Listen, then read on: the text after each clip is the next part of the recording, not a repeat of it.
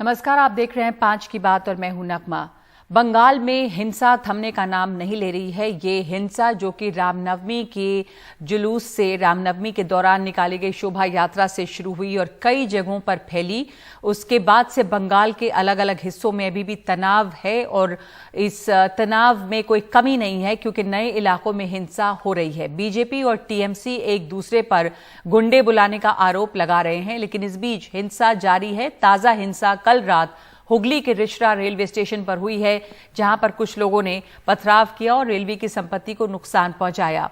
राज्यपाल सीवी आनंद बोस ने हुगली के हिंसा प्रभावित क्षेत्रों का दौरा किया है। We will take strict action against the wrongdoers. People of Bengal have suffered enough. No more of this suffering. People have a right for peaceful living.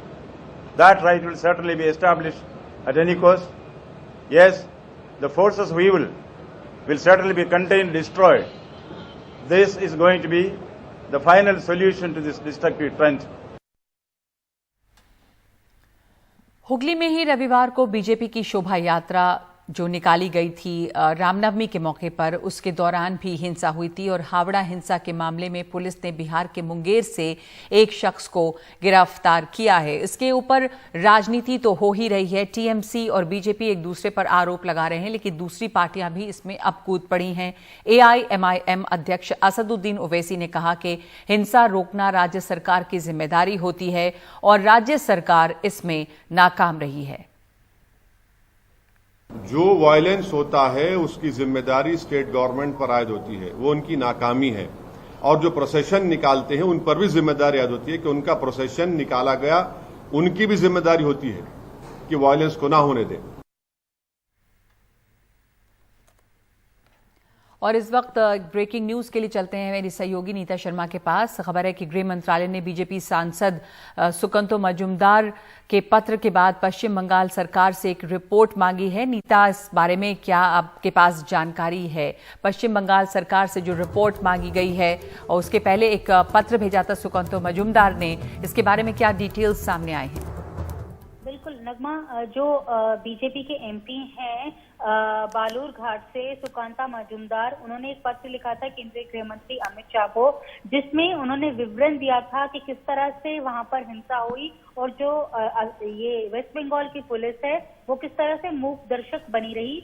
उन्होंने सीसीटीवी और वीडियो फुटेजेस का भी हवाला दिया था और उन्होंने बोला था कि किस तरह से जो एक कानून व्यवस्था है उस इलाके में चरमरा गई है, जिसके तहत अब केंद्रीय गृह मंत्रालय ने ममता बनर्जी की सरकार से रामनवमी के दिन जो वायलेंस हुआ है उसके तहत एक रिपोर्ट जो है वो मांगी है। नगमा, तो ये अभी तक जो हिंसा यहां पर हुई है वो थमने का नाम भी नहीं ले रही नीता। नई नई हिंसा वहां पे नई नई जगहों पर हो रही है, आरोप प्रत्यारोप जो है वो चल रहे हैं। एक हाई कोर्ट में भी ये मामला पहुंचा है और अब गृह मंत्रालय ने रिपोर्ट मांगी है, तो सख्ती दिखाई दे रही है इधर अब के वहां पर राज्य सरकार जो है वो एक तरह से घिर रही है।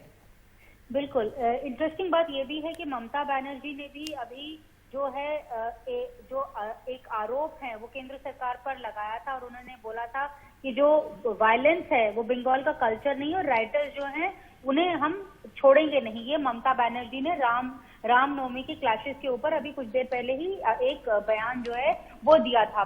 इसके बाद ये जो एमपी साहब हैं उन्होंने भी चिट्ठी लिखी केंद्रीय गृह मंत्री को, क्योंकि अभी दोनों दौर से जो आरोप प्रत्यारोप का जो दौर है वो चल रहा है। एक तरफ ममता बनर्जी की सरकार है जो कह रही है कि किस तरह से परमिशन नहीं थी और उसके बावजूद ये जो प्रोसेशंस हैं वो निकाले गए। बीजेपी का ये कहना है, बीजेपी के सीनियर लीडर्स का ये कहना है कि वहां पर कानून व्यवस्था नहीं थी, पुलिस ने जानबूझकर जो हिंसा है उसका स्तर जो है वो बढ़ने दिया। तो इसके चलते केंद्रीय गृह मंत्रालय ने अब जो है ममता बनर्जी की सरकार से ये एक रिपोर्ट जो है वो मांगी है। नगमा जी, शुक्रिया आपका नीता। इस पर चर्चा के लिए हमारे साथ मौजूद हैं दो मेहमान। डॉक्टर निखिल प्रसून हैं जो बीजेपी प्रवक्ता हैं और मोहम्मद तौसीफुर रहमान है प्रवक्ता टीएमसी के। दोनों लोग हमारे साथ जुड़ गए हैं, बहुत धन्यवाद आप दोनों का। मोहम्मद तौसीफुर रहमान, आप टीएमसी के प्रवक्ता हैं। ममता बनर्जी सरकार पर ये आरोप लग रहे हैं, गृह मंत्रालय ने एक रिपोर्ट मांगी है सुकंतो मजूमदार की चिट्ठी के ऊपर। आरोप यह है कि लगातार पुलिस यहां पर मूक मूक दर्शक बनी रही, क्योंकि अगर कार्रवाई होती, बल्कि असदुद्दीन ओवैसी तक ने ये बात कही है कि कैसे ये लॉ एंड ऑर्डर का फेलियर है, नाकामी है। अगर स्टेट गवर्नमेंट कंट्रोल नहीं कर पा रही, अब इतने दिनों के बाद भी रिश्रा में हिंसा हुई है, इसका क्या जस्टिफाई कैसे कर सकते हैं इसे? देखिए नगमा जी, सबसे बड़ी बात तो ये है कि जिस इंसान को अगर कहीं पर आतंक फैलाना है और कहीं पर अगर पॉलिटिकल रकस करना है और उसको मैसेकर के शेप में, अगर शक्ल में अगर लेना है, तो आप उसको रोक नहीं सकती हैं। जैसे कि अगर आप ये कहेंगी, या आप नहीं कह रही हैं, अगर हमारे पॉलिटिकल सहयोगी अगर ये कहेंगे कि वहां पे गवर्नमेंट फेलियर हो गया है, ममता बनर्जी की सरकार है, पुलिस फेलियर हो गई है, तो मैं भी आपको ये कह सकता हूं कि भारत के जो हमारे होम मिनिस्टर हैं वो भी फेलियर हो सकता है कि उनको भी नहीं पता कि वहां पर क्या होने वाला। तो ये आरोप और दर आरोप लगाकर कोई फायदा नहीं होगा। तो मसला यहाँ पर ये है तो आप क्या कह रहे हैं कि अगर रिश्रा में या बंगाल के अलग अलग जगह में, हुगली की दूसरे जगहों में हिंसा होती है, तो वो यहाँ पर केंद्रीय गृह मंत्रालय की जिम्मेदारी और गृह मंत्री को पता नहीं था कि यहाँ पर यह हिंसा हो सकती है? नहीं, तो इसको आरोप लगाना बंद करिए। देखिए यहाँ पर मासूमों की जान चली जाएगी। नहीं, बात सही है, पर जब सरकार होती है तो आरोप आप भी लगाते हैं। अगर कहीं और सरकार होती, जो भी एक मिनट तौसीफुर रहमान साहब, नगमा जी, आज बीजेपी ने उसके हाथ में गन दे दिया, पिस्तौल दे दिया। ये बीजेपी का कार्यकर्ता, ये भी तो आरोप ही है ना, क्योंकि बीजेपी कह रही है कि ये आपके लोग हैं। अमित शाह के बच्चे तो रामनवमी के रैली में नहीं जा रहे मैडम, मोदी के रिश्तेदार तो रामनवमी के रैली में नहीं जा रहे। मर कौन रहा है? वो छोटे कार्यकर्ता। मैं खुश नहीं हूं। आज भाजपा का कोई नेता पकड़ा गया, 19 साल का लड़का। What is this? This is utter nonsense. उसके माँ बाप पे क्या गुजर रहा होगा, आप ये सोचिए। उसके हाथ में कागज कलम के बदली, चलिए बीजेपी का झंडा ही दे दो आप उसके हाथ में तलवार दे रहे हो। ये कौन सा रामनवमियां बना रहे हैं? हमारे यहाँ दुर्गा पूजा होता है, इस जगह का तो मैं सेक्रेटरी हूँ। डॉक्टर निखिल प्रसून, आप जवाब देंगे इसका कि बच्चों के हाथ में तलवार पकड़ाई जिम्मेदारी किसकी है हिंसा की? कि गवर्नर को घेरना है, ममता बनर्जी को घेरना है, तो तौसीफ साहब एक मिनट रुक जाइए। आपने आरोप लगाए हैं कि बच्चों के हाथ में तलवार पकड़ाई गई है, जवाब सुन लीजिएगा। डॉक्टर निखिल प्रसून, ये बंगाल है जी, बंगाल है, बंगाल में हिंसा हुई है, तो सवाल तो बंगाल में ही उठेंगे ना। पॉलिटिक्स करिए, राजनीति करिए, ये घटिया राजनीति मत करिए। सुन लीजिए बात। दिनों से जो घटनाएं हो रही हैं, प्रॉब्लम नहीं होता है, ईद के नमाजों में प्रॉब्लम नहीं होता है, ये रामनवमी कौन सा ऐसा संस्कार दे रहा है? मोहम्मद तौसीफुर रहमान, मैं आपसे कह रही हूँ कि आप सुन लीजिए। आपने बहुत सारी बातें कही हैं, ये भी आरोप है, आप सुन लीजिए जवाब। बिल्कुल तपा हुआ है। देखिए, पिछले कुछ दिनों की घटनाएं, बर्दाश्त नहीं करेंगे। पिछले कुछ दिनों की घटनाएं असामान्य है। यह पश्चिम बंगाल में, जहां की सनातन के अनन्य ध्वजवाहक महर्षि अरविंद और स्वामी विवेकानंद की पुण्य भूमि में सनातन को जिस तरह शर्मसार करने का एक कुत्सित प्रयास यहाँ सरकार के नेतृत्व और समूचे प्रशासन ने पिछले 3-4 दिनों से किया है, इसकी अनुभूति समूचे देश में सुनाई दे रही है। जागरण करता है जो माता की। तौसीफ साहब, आपकी आवाज मुझे नीची करनी पड़ेगी, क्योंकि आप लगातार बोल रहे हैं और आप दूसरे को बोलने का मौका नहीं दे रहे हैं। आप थोड़ी देर के लिए चुप हो जाएं, जवाब सुन लीजिए। और डॉक्टर निखिल प्रसून, मैं आपसे पॉइंटेड सवाल पूछ रही हूँ। उन्होंने आरोप लगाए हैं कि बीजेपी जिम्मेदार है, आप लोगों ने बच्चों के हाथों में तलवार पकड़ाई है, जवाब इसका दीजिए। उसी पे आ रहा हूँ। मैं ये कहना चाह रहा हूँ कि जिस तरह से पहली बार ये कहा गया कि जो हावड़ा में, जो शिवपुर में जो घटना हुई है, उसका रूट सही नहीं था, उसको हमने सबूत के साथ उसका जोरदार खंडन किया कि वो रूट पूरी तरह से आवंटित था, अधिकृत रूट था। उसके अलावा भी मैं ये कहना चाहूंगा कि अगर कोई रूट सही हो या रूट गलत हो, अगर वहां से कोई रैली और प्रोसेशन निकल रहा है, तो कुछ लोगों को किसने अधिकार दिया है उस पर पत्थरबाजी करने का, जो सामान्य पुलिस और प्रशासन का सवाल ये है कि वहां पर बच्चों के हाथों में तलवार क्यों पकड़ाई गई थी? वो ये सवाल पूछ रहे हैं कि कलम की जगह आप लोगों ने तलवार क्यों पकड़ाई बच्चों के हाथों में रामनवमी के जुलूस में? पहली बात तो वीडियो विवादास्पद है, वीडियो की ऑथेंटिसिटी पर प्रश्न लगा हुआ है। तौसीफ साहब, आपने लगातार बात की है, आप दूसरे की बात भी सुनिए, आपकी आवाज कम करना पड़ेगा हमें। तौसीफ, नवमी के दिन का वो वीडियो है नहीं, इसको लेकर के पूर्णतया उसकी सत्यता पर, उसकी प्रामाणिकता पर बहुत बड़ा प्रश्न चिन्ह है। और इसके अलावा मैं ये कहना चाहूंगा कि अगर किसी ने अस्त्र शस्त्र लेकर के कुछ ऐसा वितंडा खड़ा करने की कोशिश की, पुलिस अपना काम करेगी, कि उन असामाजिक तत्वों को किसने अधिकार दिया कि वो ऊपर से पत्थर मारेंगे, लोगों को घायल करेंगे। आपने सुना मोहम्मद तौसीफुर रहमान को, उन्होंने कहा कि अगर कोई आदमी अगर जिन एक लोगों भी ने कोई मार शख्स खाया, दंगा करने पर उतारू है तो मुश्किल हो जाता है दंगे को रोकना, लेकिन हाँ जिन उसके लोगों बाद ने- दंगे जिन को रोका लोगों ने जा मार सकता खाए, था, क्योंकि सारे अब अभी तक हिंसा देखिए, हो रही है हावड़ा अलग अलग शिवपुर जगहों निर्वा पर। के जेलों में लेकिन बंद है। ममता बनर्जी ने आरोप लगाया उनसे डॉक्टर मिल निखिल के आया प्रसून हूं। की ये जो लोग हैं वो ग्राउंड पे बीजेपी काम के कर बुलाए रहे हुए गुंडे हैं। नगमा जी, एक मिनट में डॉक्टर निखिल प्रसून से पूछ रही हूँ जी। ये पहली घटना है कि प्रशासन पूरी तरह से बायस्ड है, पूरी तरह से। जिस तरह मुख्यमंत्री महोदया ने ये कहा है कि एक विशेष समुदाय के लोग, उन्होंने हिंदुओं पर नाम लेकर ये इल्जाम लगाया है, या तो एक तरह से जो हमारा सेक्युलरवाद जो तथाकथित वो लोग लेकर के चोला पहन के घूम रहे हैं, उस पर भी कुठाराघात उन्होंने किया है। अब एक समुदाय के प्रति और एक हार की वजह से जो कि वहां पर ये हुआ जो ठीक है, मैंने आपकी बात सुन ली। अब पीछे जो हुआ, किसके गुंडे आए, किसने क्या किया, वो अलग बात है। पर मोहम्मद तौसीफुर रहमान, मैं अभी सरकार से ये सवाल पूछूंगी कि रिश्रा में जो नया अभी हिंसा नहीं हो रही है और जो नया वायलेंस और पथराव और रेलवे की संपत्ति को नुकसान और वहां पर हिंसा, जहां गवर्नर ने दौरा किया, अब क्यों नहीं ये रुक पा रहा, प्रशासन क्यों नहीं काबू कर पा रही है? नहीं, देखिए प्रशासन काबू क्यों नहीं करेगा नगमा जी, प्रशासन का काम है काबू करना। मैं आपसे एक बार भी नहीं कह रहा हूं कि हम पीछे हट गए हैं और हमारे हाथ में कुछ नहीं है। दिस इज आवर ड्यूटी और हम ये 15 साल से बाखूबी निभाते हुए आ रहे और निभाएंगे। मगर अभी आप यकीन मानिए, आप मुझे ये बताइए, अगर अभी आपके सामने अगर आपके ऊपर कोई पानी मार के चला जाए, आप इसको नहीं रोक पाइएगा।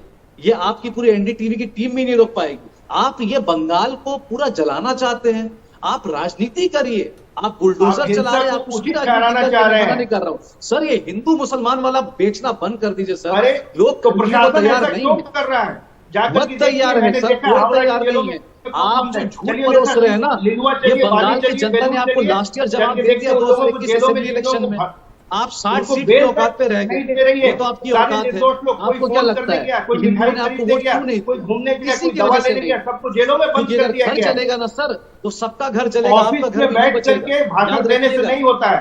हम लोग और ग्राउंड पे आप काम हिंदुओं करते को हैं, बदनाम ग्राउंड मत रिपोर्ट है करिए। हमारे पास। आप अच्छा, ये टीवी में बताइए बैठकर केवल हिंदुओं एक को बात, बदनाम कर रहे हैं कि शिवपुर में हमारे देखिए, हिंदू जल गए। अच्छा, पत्रकारों को क्यों मारा गया? आप इंसल्ट पत्रकारों को हिंदू क्यों कर रहे मारा हैं? गया? आप टाइम्स इंसल्ट नाउ जो भी सनातन जितने धर्म को भी कर हैं, रहे हैं। एक एक करके आप बात इससे करेंगे अगर आप लोग, NDTV आप एक एक करके बात पत्रकार करेंगे। जो डॉक्टर हैं, निखिल प्रसून ये आप सवाल मानता हूं, पूछ रहे हैं, इन लोगों को क्यों मारा तौसीफुर रहमान, डॉक्टर निखिल प्रसून ये सवाल पूछ रहे हैं पत्रकारों को क्यों मारा गया। वो सवाल ये पूछ रहे हैं कि ममता बनर्जी ने जिस तरह की भाषा बोली, ये सांप्रदायिकता को बढ़ावा दे रहा है, तुष्टीकरण की राजनीति है।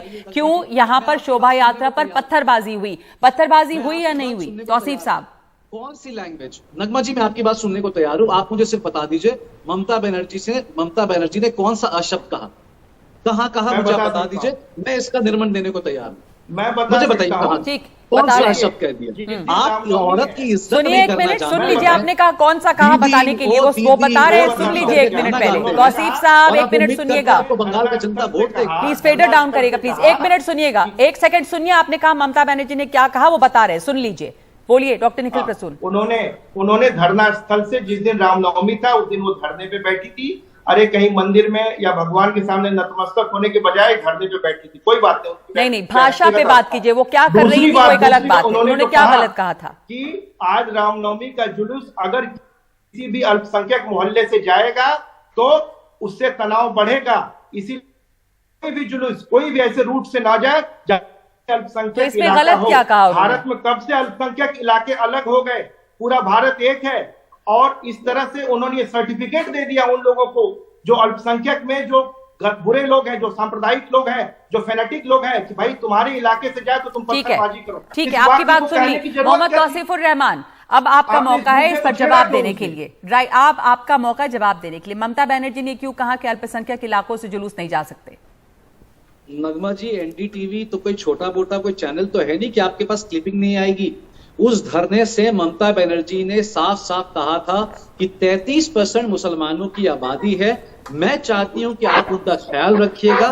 रामनवमी के प्रोसेशन के लिए किसी को भी कोई रोक टोक नहीं है। आप धन्यवाद मैं आपको देती हूं कि आप रूट को डिरेल मत कीजिए। आप लोग को जो रूट दिया गया है, आप अनवांटेड एरिया से नहीं जाइएगा जहां पे आपका कोई काम नहीं है। आपने एक रूट दिया है ABC, आप उसी रूट में जाके फॉलो करिएगा, आप कोई दूसरे रूट में नहीं जाइएगा। वहां पर जाने से ठीक है, तो ममता बनर्जी ने साफ कहा कि आप एक रूट से जाइए, लेकिन जो आप कह रहे जो जुलूस है, जो शोभा यात्रा थी, वो दूसरे रूट्स पे गई।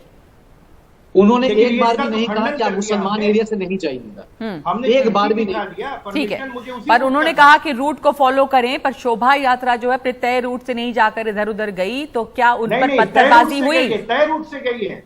तय रूट पूरी से गई तरह हमारे है, पास तय इसके रूट से सबूत जाने हैं, के लोगों ने बावजूद चिट्ठियां उनपे दिखा दी। पत्थरबाजी हुई है। तौसीफ साहब, शुभेंदु अधिकारी पत्थरबाजी की वीडियो भी है। की बात कहां से मान ली? ये ऊपर से और- नीचे झूठ बोल रहे हैं। देखिए अच्छा, आपको तो चलिए मैं पूरी तो तरह से प्रवक्ता हूं, तय मेरी रूट बात से भी मत गई मानिए। है। देखिए, आप एनडीटीवी की वजीर टीम को एक बार शिवपुर हावड़ा ले ही जाइए और दूध का दूध पानी कर लीजिए।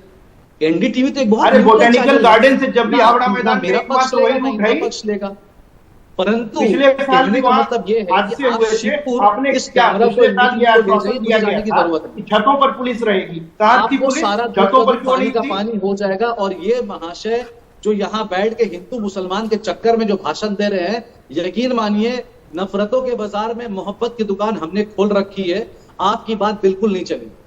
ठीक है, मैं आपसे देखिए, मैं ये आखिरी कहना सवाल चाहूंगा- मैं आपसे आखिरी सवाल पूछ रही हूँ। तौसीफुर रहमान, आपने कहा आपने मोहब्बत की दुकान खोल रखी है, बावजूद इसके आरोप जो हैं आप उसका जवाब नहीं दे रहे कि पत्थर फेंके गए या नहीं फेंके गए।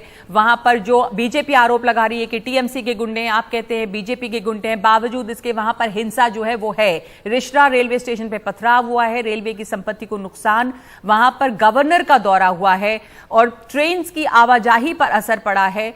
शोभा यात्रा रविवार को भी हिंसा हुई और अभी 3 दिन के बाद भी ये हिंसा चल रही है, तो फिर क्यों नहीं वहां पे जो राज्य सरकार है उन पे सवाल उठेंगे या लॉ एंड ऑर्डर पे कि आप उसको रोक नहीं पा रहे हैं और हर दिन एक नई जगह पर हिंसा क्यों हो रही है कि वहां गवर्नर को दौरा करना पड़ रहा है। अभी यहां पर गृह मंत्रालय जो है वो रिपोर्ट मांग रहा है स्टेट गवर्नमेंट से, तो स्टेट गवर्नमेंट के सामने कई सवाल हैं। तौसीफुर रहमान, देखिए ऑपोजिशन का काम है उंगलियां उठाना, और जमहूरियत भी है, क्यों नहीं उंगली उठाएंगे। और सही बात है, रूलिंग गवर्नमेंट तृणमूल कांग्रेस की है और तृणमूल कांग्रेस का सब की जिम्मेदारी बनती है कि इस बात को वो माने कि यहाँ पर हुआ ये। कांग्रेस की जिम्मेदारी है, बिल्कुल जिम्मेदारी है। मगर अगर आप ये कहेंगी या कोई भी कहेगा कि टीएमसी ने वहां पर पत्थर फेंकवाया, ये तो मैं बिल्कुल डिनाई कर दूंगा। मैं बस यही जिन लोगों ने कहूंगा कि फेंकवाया है जो इन चीजों में पत्थर, शामिल उनका है आपने उनको कड़ी से कड़ी सजा मिलेगी। और आरोप 24 घंटे आरोप के है अंदर अभी गवर्नर ने कहा है 24 कड़ी से कड़ी घंटे सजा के अंदर मिलेगी, कड़ी से सब कड़ी सजा। शांति बनाए रखे। सुकांत मजूमदार जिनकी चिट्ठी अरे पर गृह प्रशांत, मंत्रालय ने रिपोर्ट मांगी, उन्होंने कहा कि पुलिस चुपचाप हाथ बांधे यहां बैठी रही। लेकिन मैं बीजेपी के प्रवक्ता से एक कमेंट लेना चाहूंगी। ममता बनर्जी ने बोला कि सुनियोजित दंगे हैं, दंगे की जो प्लानिंग रही है पूरी, और इसलिए देखिए, यहां छिटपुट हिंसा लगातार हो रही है। जी, रामचरितमानस में है, कहा गया है कि होई है सोई जो। जी आपकी आवाज नहीं से है। कुछ नहीं होगा। हाँ। इसका अन्वेषण एनआईए से करवा लिया जाए, दूध का दूध पानी का पानी हो जाएगा। चलिए, राज्य दूध का सरकार दूध को पानी का चुनौती पानी देता करने का हूं। वक्त है, लेकिन इस वो बीच यहाँ पर केंद्र हिंसा सरकार जो को है वो चुनौती जारी देते है। हैं। बल्कि बयान आ रहे हैं, शुभेंदु अधिकारी ने कह दिया है कि रिश्रा जल रहा है और जो प्रशासन है, राज्य प्रशासन, वो छुट्टियां मना रहा है। तो कुल मिलाकर कई तरह के यहाँ पर पॉलिटिकल बयान जो है वो इस पर आ रहे हैं। लेकिन बंगाल जो है इस समय काफी तनाव, वहां पे तनाव की स्थिति है। अलग अलग जगहों से हिंसा की खबरें आ रही हैं। अभी वहां पर सब कुछ शांत हुआ नहीं है। इस बीच गवर्नर का दौरा वहां पे हुआ है और गवर्नर ने शांति बनाए रखने की अपील की है। एक ब्रेक ले रहे हैं 5 की बात में। आप दोनों का धन्यवाद। और ब्रेक के बाद बात करेंगे राजस्थान की। 17 दिनों से चल रही निजी डॉक्टरों की हड़ताल अब वहां पर खत्म हुई है।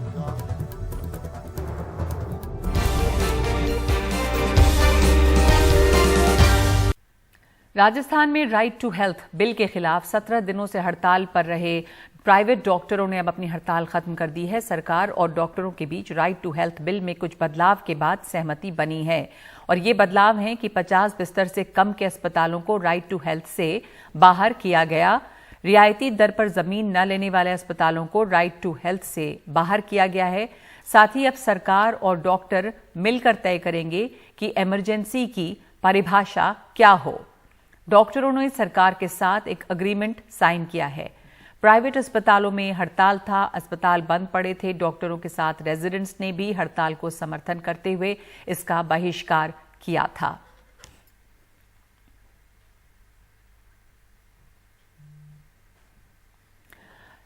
चीफ मिनिस्टर अशोक गहलोत ने इसके ऊपर एक ट्वीट किया है और कहा है कि मुझे प्रसन्नता है कि राइट टू हेल्थ पर सरकार व डॉक्टर्स के बीच अंततः सहमति बनी।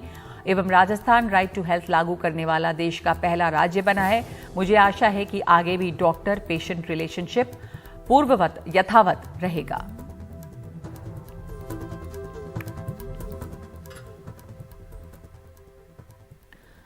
हमारे साथ आईएमए राजस्थान के सचिव डॉक्टर अनुराग शर्मा जुड़े हैं। आपसे धन्यवाद आपका समय के लिए, और आपसे मैं समझना चाहूंगी कि इस राइट टू हेल्थ में जो मुख्य बातें थी, कुछ तो हमने दर्शकों को बताई कि क्या था और किस तरह की सहमति बनी है। 50 बेड से जो कम अस्पताल हैं वो राइट टू हेल्थ वाले इसके क्लॉज के बाहर रहेंगे।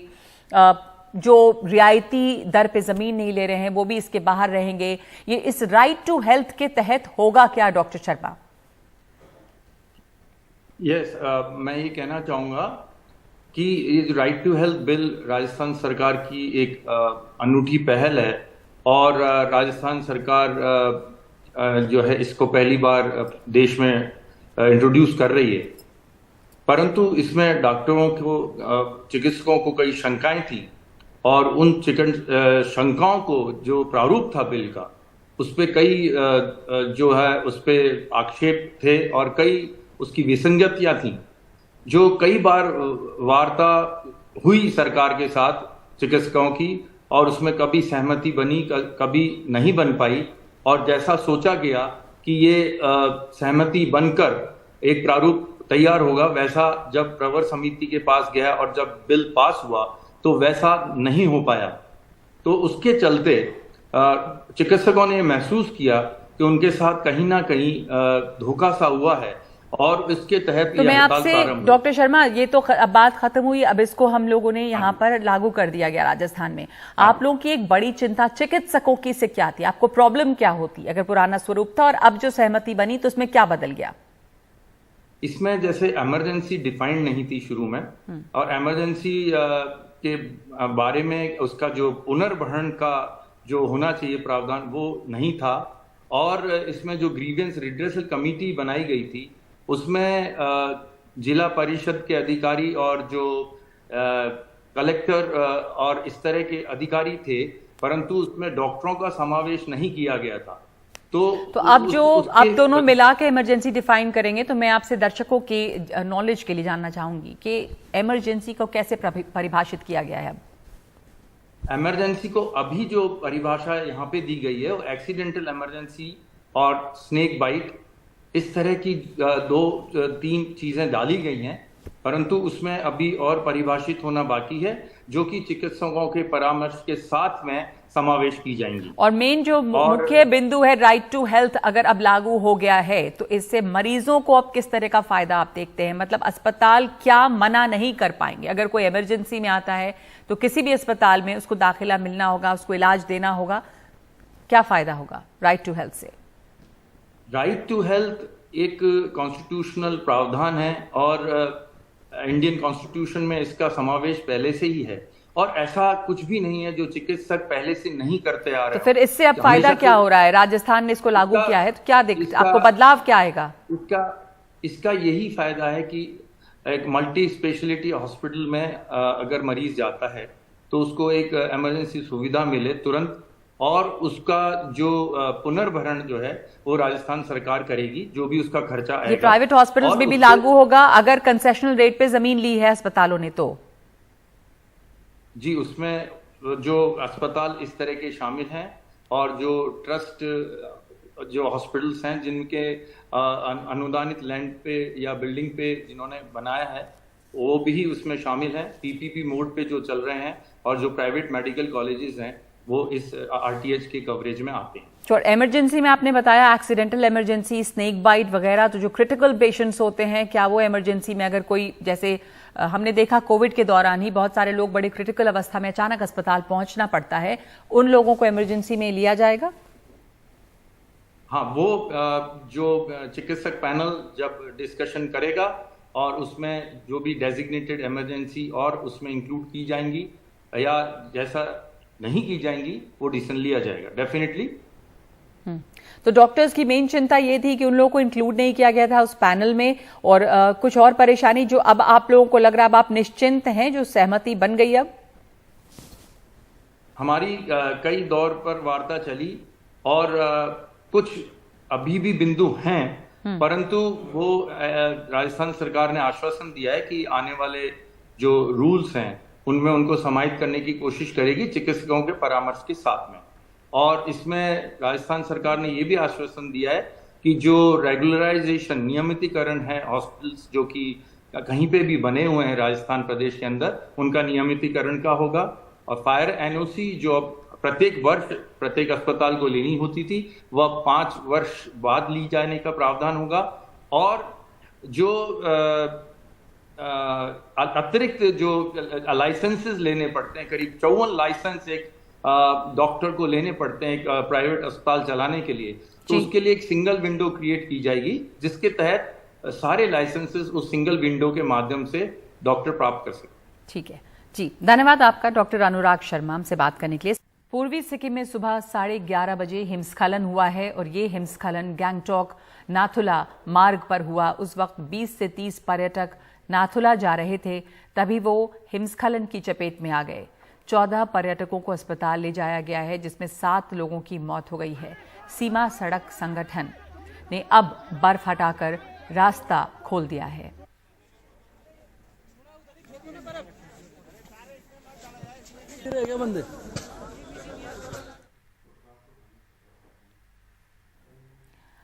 तो इस वक्त मेरे साथ इस पर मौजूद है राजीव रंजन। राजीव, यहाँ पर स्थिति अभी क्या है? क्या वो रास्ता साफ कर लिया गया है? इस पर जानकारी आप क्या दे सकेंगे? देखिए, रास्ता पूरी तरह से साफ कर लिया गया है। जो बॉर्डर रोड्स ऑर्गेनाइजेशन है उसके मुताबिक जो है अब ये रोड जो है पूरी तरह से खोल दिया गया है। यानी सिक्किम से गंगटोक से अगर कोई नाथुला पास जाना चाहता है तो बड़े आराम से जा सकता है और रास्ता जो क्लियर है, यानी जो हिमस्खलन हुआ था वो ठीक हो गया है। लेकिन अब जो जानकारी निकल के आ पा रही है कि यहाँ करीब 27 लोगों को निकाला गया था, जिसमें से 7 लोगों की मौत हो गई है, यानी 20 लोग बचाया जा चुका है। सेना की ओर से जो जानकारी दी गई थी उसके मुताबिक 5 से 6 गाड़ियां थी और ये गाड़ियां जो है पर्यटक जो थे गंगटोक से नाथुला पास जा रहे थे, चाइना बॉर्डर है वहां देखने के लिए। उस दौरान एवलांच आता है और उसकी जद में ये फंस जाते हैं और इस वजह से जो है ये हादसा होता है। और उसमें उस समय बताया गया था उस जो व्हीकल जो था 5 से 6 गाड़ियां जो थी उसमें से 20 से 30 लोग मौजूद थे। फिलहाल जो जानकारी निकल के आ पा रही है उसमें से 20 लोगों को बचा लिया गया है, 7 लोगों की मौत हो गई है। बाकी और कितने बचे हैं नहीं बचे हैं इस बारे में अभी कोई खास जानकारी नहीं है। लेकिन सेना का ये कहना है कि अगर कुछ लोग और बचे हो सकते हैं तो उनके लिए भी राहत और बचाव अभियान जो है काफी जोर शोर से चलाया जा रहा है। सेना के जवान वहां पर लगे हुए हैं, बॉर्डर रोड्स के जवान हैं और जो स्टेट एडमिनिस्ट्रेशन की जो टीम है वो राहत और बचाव अभियान में लगी हुई है। जी धन्यवाद आपका राजीव। राहत और बचाव के कार्य में लगी हुई हैं सेना की टुकड़ियां यहाँ पर, और जो घायल हैं उन्हें भी आर्मी के हॉस्पिटल में ले जाया गया है। रास्ता पूरी तरह से साफ हो गया है। क्या स्कूलों में पढ़ाई जा रही किताबों से मुगल इतिहास को हटाया जा रहा है? एनसीईआरटी के आला अफसरों ने इस बात की पुष्टि की है कि उसकी किताबों में इतिहास के कुछ पाठ बदले गए हैं, हटाए गए हैं। 12वीं के मध्यकालीन इतिहास से मुगलों के इतिहास से जुड़े द मुगल कोर्ट और किंग्स एंड क्रॉनिकल्स नाम के 2 पाठ हटा दिए गए हैं। 12वीं की राजनीति शास्त्र की किताब से भी कई पाठ हटाए गए हैं। Era of one party dominance नाम का पाठ हटा दिया गया है, जो आज़ादी के बाद कांग्रेस के शासन पर है। यूपी बोर्ड की 12वीं की क्लास से भी मुगल दरबार से जुड़े पाठ हटाए गए हैं। 11वीं की इतिहास की किताब से सेंट्रल इस्लामिक लैंड और कन्फ्रंटेशन ऑफ कल्चर्स पाठ हटा दिए गए हैं।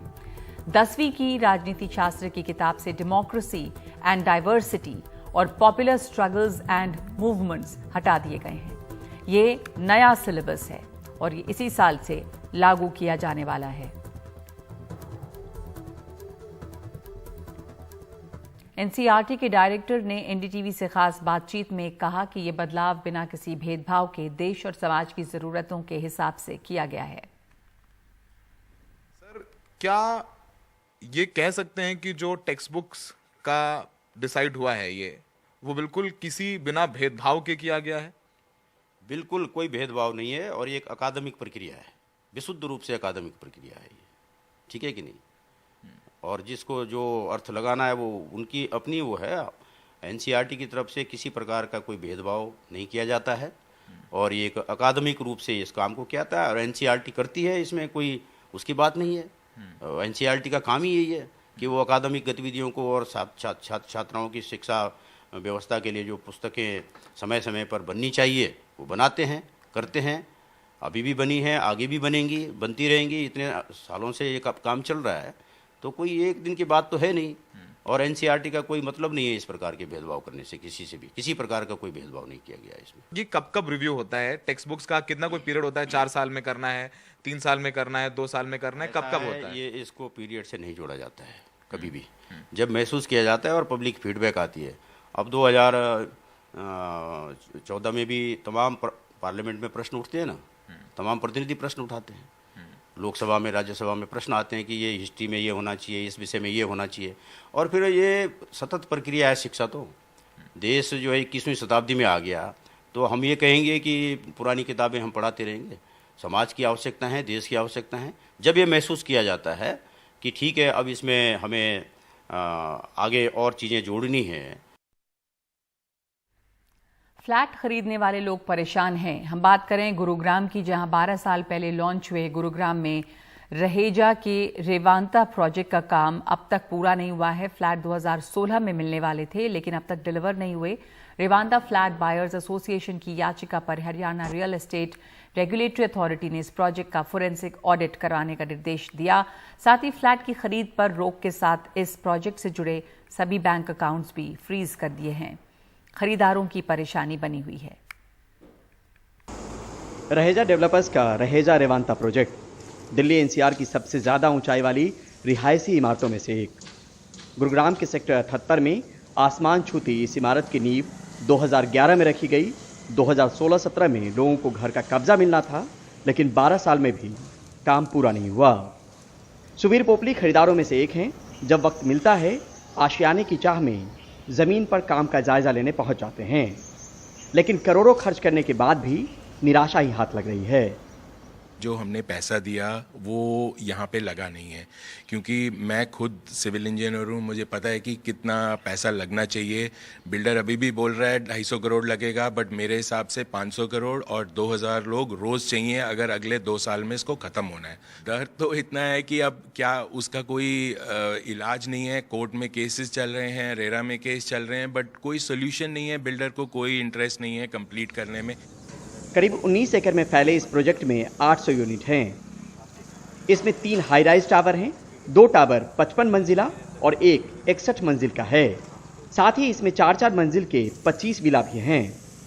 तकलीफ में तमाम खरीदार हैं, सुवीर अकेले नहीं।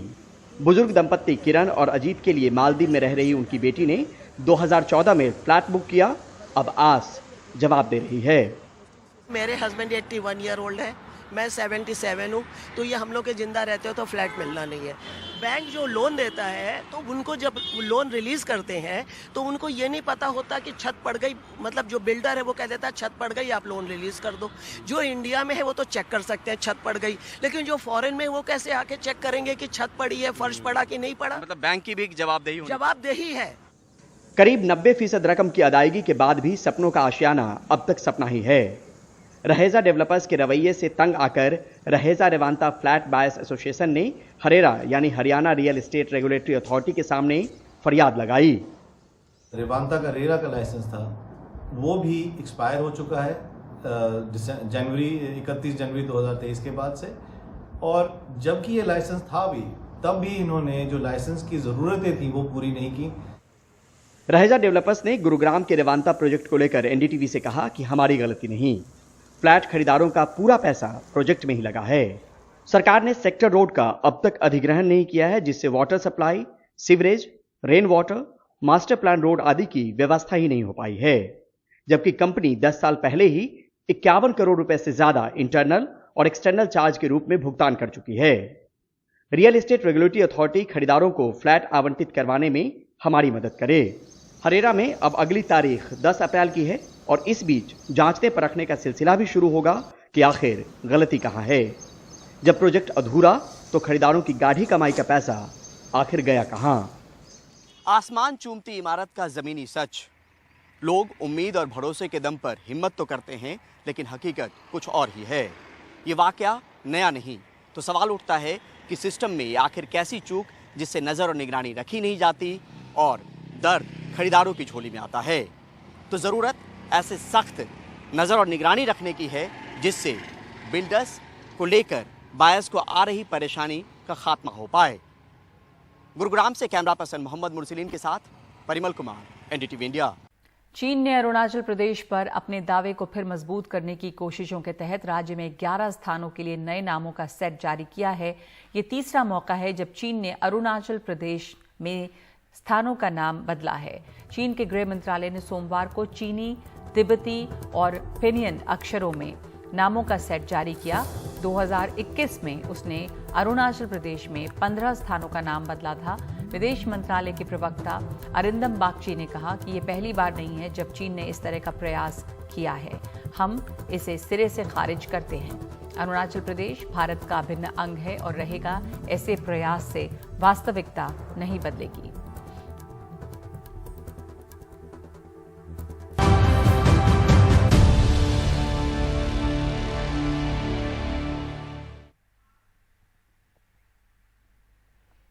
अमेरिका के पूर्व राष्ट्रपति डोनाल्ड ट्रंप की मुश्किलें बढ़ गई हैं। उन पर adult film star stormy Daniels को भुगतान के मामले में मुकदमा चलेगा। कोर्ट में सरेंडर करने के लिए ट्रंप न्यूयॉर्क पहुंच गए हैं।